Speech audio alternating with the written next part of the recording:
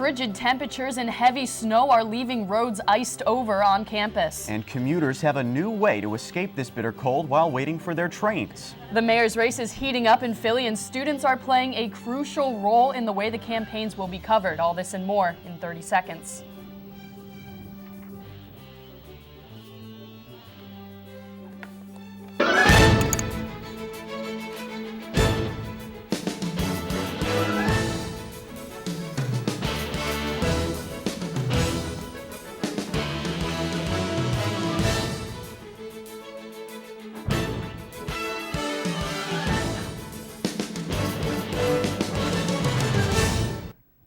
Hello, you're watching Temple Update. I'm Phil Dupont. And I'm Becca Hendrickson. A week of dangerously cold weather canceled classes and is forcing students indoors.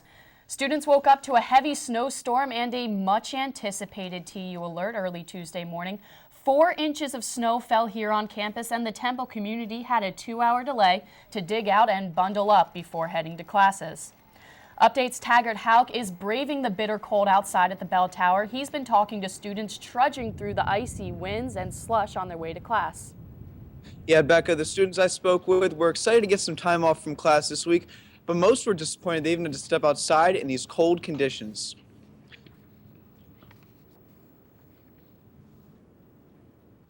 Temperatures weren't enough. Mother Nature left another gift to greet students Tuesday morning. The 3 inches of overnight snowfall caused enough trouble for all Temple University domestic campuses to delay campus openings to 10 a.m.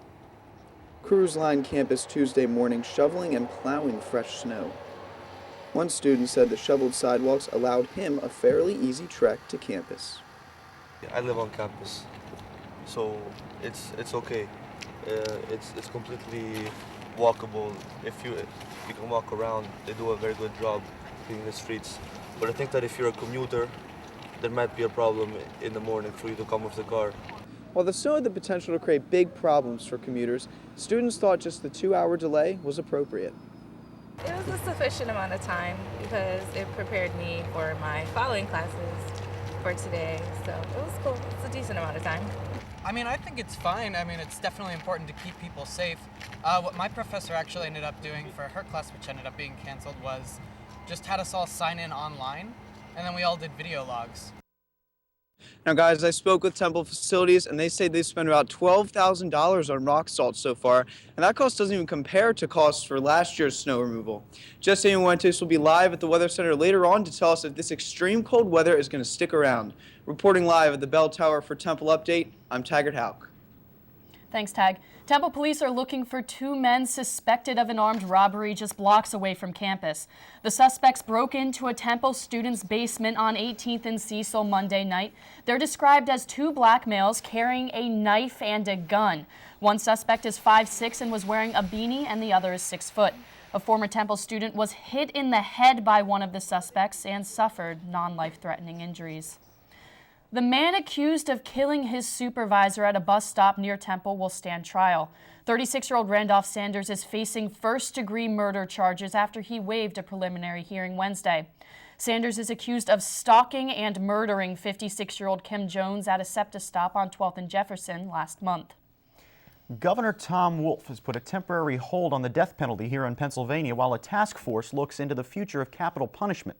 The moratorium will stay in effect until the governor gets word from the commission that's studying the effectiveness of the death penalty. Nearly 200 people are on death row in Pennsylvania, 183 men and 3 women. The state has executed only 3 people since 1976 when PA renewed the death penalty. Critics were quick to respond to Wolf's move, saying it's a misuse of his power. July 25th, 2016. You save that date because that's the day Democrats will begin their next presidential convention, and it will happen right here in Philadelphia. Temple Update brought you the breaking news last week. Plans are already underway for the 2016 Democratic National Convention. Philadelphia beat out 2 competing cities to be the host of the nomination party, and the announcement gathered mass response on social media. Temple students got involved, showing their support. TSG will definitely have a role because obviously TSG's role and the Director of Government Affairs role is to get people and students involved, so they're the liaison. So I can definitely foresee them having some big plans. It's going to be a very exciting event, so I'm looking forward to what they do. Party leaders said Philadelphia's history makes it the perfect location for the convention.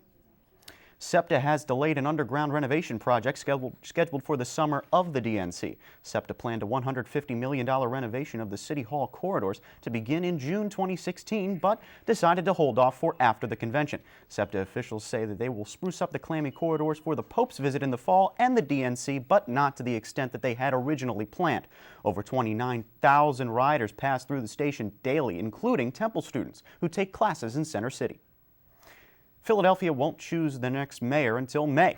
Temple Update's Basem Istanbouli shows us how student media will shape the way campaigns are covered. The project is making its debut in Philadelphia for the city's 2015 mayoral race. The project is working to provide more in-depth coverage during the campaign season. Temple's Center for Public Interest Journalism announced the Next Mayor project founded out of its partnership with the Philadelphia Media Network, owners of the Philadelphia Inquirer and the Philadelphia Daily News. The project is backed by a $350,000 grant from the Wincote Foundation, a philanthropic organization dedicated to improving media education and more. The foundation's owner, David Haas, worked with all the news outlets involved to provide higher quality coverage of the race. He's really interested in journalism and improving journalism. So he made connections with some people at the Daily News and the Inquirer, and then ultimately with us, and we cooked up this partnership. Along with coverage from WHYY, 900 AM Word, and Technically Philly, Temple's own Philadelphia neighborhood students will be providing reporting. Dean Boardman believes the students' involvement will provide a much more expansive view on the race. It gives them a layer and level of coverage that the big guys simply can't do, and I think it'll be a much more complete picture for the community. The project can be found at nextmayor.philly.com. Follow the hashtag NextMayorPHL for more. The Next Mayor project will further incorporate Temple University students into the city of Philadelphia. Reporting for Temple Update, I'm Basem Istanbouli. Temple trustee Nelson Diaz is one of the candidates running for mayor, and the law school is receiving a hefty donation in his honor. The energy-producing company Exelon is gifting the Beasley School of Law $450,000 in honor of Diaz, a longtime member of the board. The donation will help establish a civil rights chair bearing Diaz's name. Temple Update is wishing a happy 172nd birthday to Temple founder Russell Conwell. The Cirque held a pop-up birthday party for Conwell on Tuesday, complete of course with games and a cake, but the real party was online as the Temple community toasted Conwell with a fundraising initiative. All student and social media donations were matched by President Theobald. Listen to this, in just one day of fundraising, over 1,200 donors raised $127,754. Now, any commuter knows that the toughest part of the trip is standing in that bitter cold while waiting for the train. Well, Temple is making the waiting game a little easier for regional rail riders with a commuter lounge. Updates Melissa Steininger is live at Berks and Warnock. Melissa, this is becoming a bit of a hangout for the commuting community. Yeah, Becca, I'm here. I'm just relaxing in the commuter lounge. I'm just really happy I'm not outside right now. But this is a new place especially for commuter students, and it's located right behind Anderson and Gladfelter. And students and the student body are happy to say that this side of campus is now getting some attention.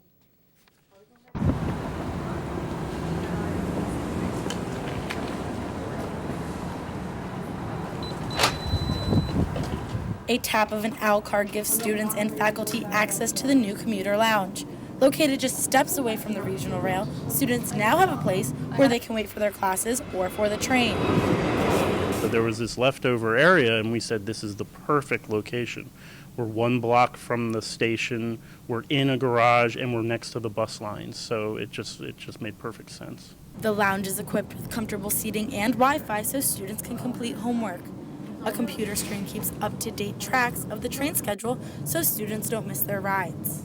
I had kind of been looking for something to hang out in while I was waiting for my classes, and I kept checking to see if there's a commuter lounge, and finally there was. Now just steps away from the commuter lounge is home to Sage Cafe. They offer a different atmosphere for students looking for a bite to eat with food and drink available. Sage Cafe is predominantly organic, fresh foods. We have an incredible selection of paninis, vegetarian burgers, awesome ambiance for you to come in and hang out and chill out. As for students, the change of atmosphere and good food is something they look for when commuting or when walking on campus. This is like my third time coming this week since the grand opening. I love it here. It gives me a space to not only do my work, but also get good food too while I'm waiting for the train. So as soon as you get off the train, it's right there, and it's so accessible. Yeah, so just say students traveling at night should be aware that the commuter lounge is not open 24 hours. Now, Sage Cafe right next door is open 7 days a week. Reporting for Temple Update, I'm Melissa Steininger. Thank you, Melissa. A Temple professor is facing perjury charges for allegedly lying in state custody cases. Sue Kornbluth is a psychology professor at the Ambler campus, but she's not licensed by the state of Pennsylvania. Temple Update has learned Kornbluth resigned from her teaching position this week. We reached out to her attorney for a comment, but received no response. Students are cutting the cost of college by taking advantage of Temple's relationship with community colleges in the area. Update's Grace Nonamaker has the details on how much students are saving. College is expensive. Many of us here at Temple are preparing to pay back thousands of dollars upon graduation. In order to combat this, a program called dual admissions automatically admits students to Temple after completing their associate's degree at community colleges in the area. If you're talking about the community college element, typically there's a financial element to it, or it's to prove themselves, and then eventually come over here. It's a very smart decision. As these statistics show, about half of the students admitted each year are transfers. Holzel explained of that group, about 70% come in some form from a community college. So I commuted. It was like 15, like I said, like about 15 minutes, and it was, it was nice to save money and be at home also and like work a lot. Bucks and Temple have a agreement that every credit that you take there transfers over here, so I was able to come here as a sophomore and like stay on track. Students admitted through this program don't just save money on tuition because of the lower price tag on community college. If a student is on the higher end of things and they about a 3.3 or higher, they will qualify for scholarship, and that's a guaranteed scholarship. Some future Temple Owls are going to have a much less expensive option for seeking a Temple degree. Reporting for Temple Update, I'm Grace Nonamaker. And if you're interested in reading more about dual enrollment, log on to our website at templeupdate.com. Coming up on Temple Update, lace up your skates and grab your Valentine. Temple Update skated down to Dilworth Park over the weekend. And early to rise, Update's Marcus Peterson looks at a day in the life of an ROTC cadet. And self-motivated grind, the sports desk Rocco DeSangro sat down with the red-hot captain of the Temple basketball team. We're right back. A pop-up snow park at the Bell Tower let students in the snowboarding club hit the slopes without even leaving campus. It was an unusual sight for a city school, a snow mountain in the middle of campus like that. Take their ice shavings, throw them in a truck, bring them here, dump them, and then build this. Snowboarders dropped into a 13-foot slope for the club's annual Rail Jam. The Winter Wonderland included a metal bar for riders to showcase their best skills. It took a total of 10 tons of snow from the Delaware River rink to build the park. It was a frigid Valentine's Day, and while I spent my day bundled up next to a heater, some couples spent theirs on ice. Update's Michael Visoni skated to Center City. The first annual Sweetheart Skate was held this past Saturday for Valentine's Day. Couples from all over the city were drawn to spend the evening gliding, sliding, slipping, and falling across Rothman's ice rink at Dilworth Park. It is part of our Valentine's Day plan. We plan on coming ice skating. We actually went to the river rink, but it was all filled up, so decided to come here instead. It's been good. It's been good. We're getting to learn to skate. It's a good time out on Valentine's Day. I don't really know how to skate, but it's been an experience. Yeah, it's a good night on the city.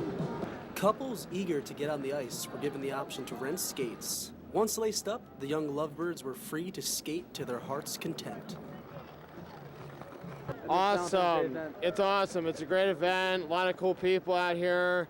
A lot of action. It's ice skating all around in this nice cold weather. I enjoy every minute of it on the ice.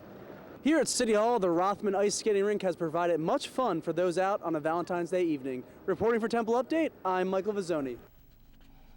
That's something I'll have to keep in mind for next year. Well, it's one of the most popular spots on Leacourse Walk for coffee lovers, and now Saxby's is showing its love for Temple with the contest.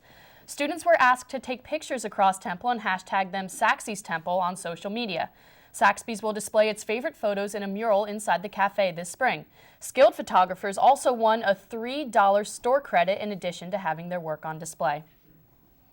Well, the Year of the Goat has officially begun. Dozens packed the streets of Chinatown last night to watch the traditional lion dance. The dance goes late into the night to usher in the Chinese New Year.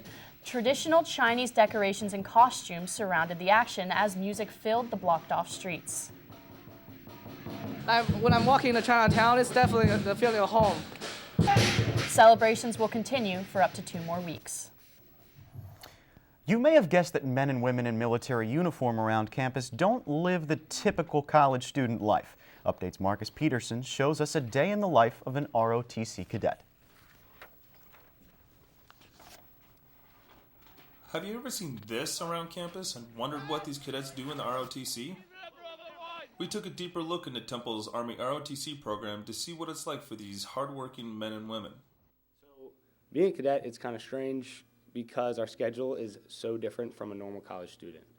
A typical day for cadets like Pacini starts at 6 a.m. The battalion starts their hour-long morning workout routine with running drills, followed by intensive calisthenics. Afterwards, no matter what the temperature is, if you're up early enough, you can see Army cadets running around campus or here on Gacy's Fields track. Early morning workouts are just the tip of the iceberg for the ROTC program, though.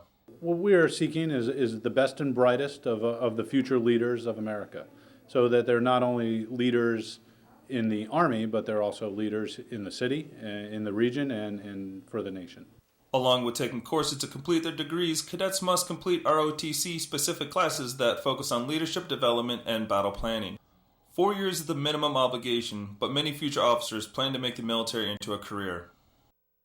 I have a 7-year commitment in active duty armor after graduation, and I plan to stay in for at least 20 years.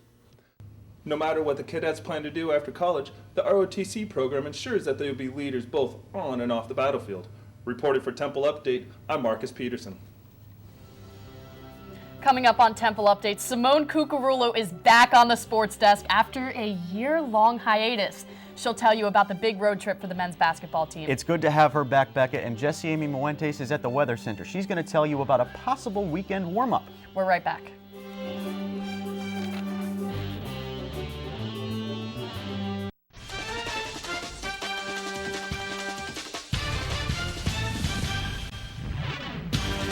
What's up, Al fans, and welcome to the Sports Desk. I'm Simone Cuccurullo, here to bring you all things Temple athletics. Women's lax is off to a hot start despite the cold weather, but before we get to that, let's talk men's hoops.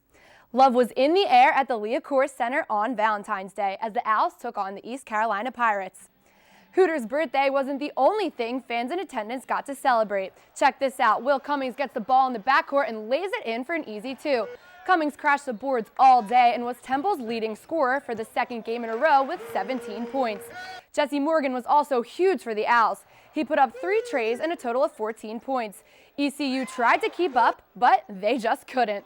Temple walks away with their 7th straight win in a row. Here's what Coach Dunphy had to say after the game.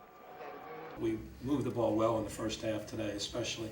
I thought we got open looks. We had some pretty good open threes as well, just didn't knock them down. But I thought we did some really good things offensively to move the basketball. As the Owls get ready for a tough road game against SMU, all eyes are on senior point guard Will Cummings. The Sports Desk's Rocco DeSangro sat down with Will as the regular season comes to a close. Central Florida, number 2, Will Cummings. Played 27 minutes the last time you guys played SMU. You had 1 point. You weren't at 100% work. No, I kind of put that game just behind me, just because the circumstance of me coming off of trying to play through an injury. So it's a new game. We're on a 7-game winning streak right now. All season you worked out at Chris Paul's elite guard camp.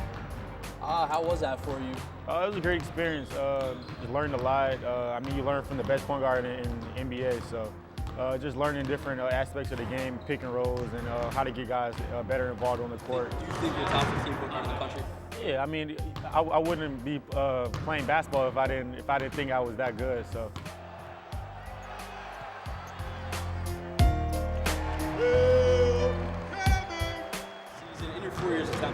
what's been that one moment that like sticks out? Probably the upset of Kansas. Just how the joy in everybody's faces and kind of just bringing the winning tradition back to Temple and kind of making everybody happy. Has taken down a top 10 team. The Owls defeat the Kansas Jayhawks 77-52 here at the Wells Fargo Center. That's kind of like the biggest accomplishment that I felt that I needed to get before I left Temple. It was getting that win. Now, Will was also named the AAC Conference Player of the Week. Congratulations to him and best of luck as the men take on SMU tonight. Now, basketball isn't the only sport heating up on campus. Women's Lax is off to a 3-0 start, including 2 wins in the Big Five. Temple beat LaSalle last night 9-7, and here's a standout stat. 9 different Owls scored. It was the Lady Owls' first win in regulation this season. Their first 2 games were decided by 1-goal overtime wins. And that'll do it for this edition of the Sports Desk. We'll be back next week, but in the meantime, be sure to follow us on Twitter at @TU_SportsDesk. I'm Simone Cuccurullo. Back to you guys in the studio.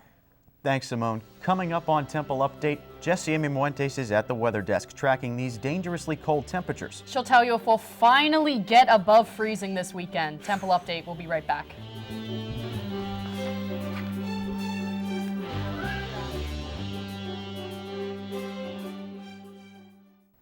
Phil, I have to say, I've been tracking these temperatures almost obsessively. It's going to be 2 degrees when I leave for work tomorrow morning. Holy cow. Well, Jeseamy Muentes is at the weather desk, and she's going to tell everybody out there what to worry about in the weeks. Jeseamy, give me good news. Thanks, guys. It's a windy one today. Currently, we're looking at temperatures of 17 degrees, but after wind chill, it's going to feel a frigid -1 degrees. Make sure to bundle up today on your way to class, especially if you have a night class, as a wind chill advisory is being issued tonight from 7 p.m. to about 11 tomorrow morning. Winds could reach up to 40 miles an hour, so stay indoors if you can. Going into Friday, we'll be seeing a high of 19 degrees and a low of 11 degrees. Luckily, Saturday we'll be seeing above freezing temperatures with a high of 35 and a low of 32. We will see some snow, but don't worry about accumulation, as we should be seeing no more than 3 inches. Sunday holds some classic Philly weather. You can whip out those rain boots and galoshes for the windy, rainy Sunday we're seeing ahead. Expect a high of 47 degrees and a low of 30. Going into Monday morning, we'll be seeing a high of 30 degrees and a low of 12 degrees. Winds will stay at a steady 10 to 12 miles an hour. Looks like the wind and snow are here to stay this week, despite how anxiously I'm awaiting spring. Be sure to follow us on Twitter at @TU_WeatherWatch. Back to you, Phil and Becca. That'll do it for Temple Update this week. For all the latest things Temple, log on to our website, templeupdate.com. And don't forget to follow and like us on Facebook, YouTube, and Twitter. And as always, watch us 24/7, TempleTV.net, Comcast Channel 50, Verizon Fios Channel 45. For Phil Dupont and the rest of the Update team, I'm Becca Hendrickson. We'll see you next time.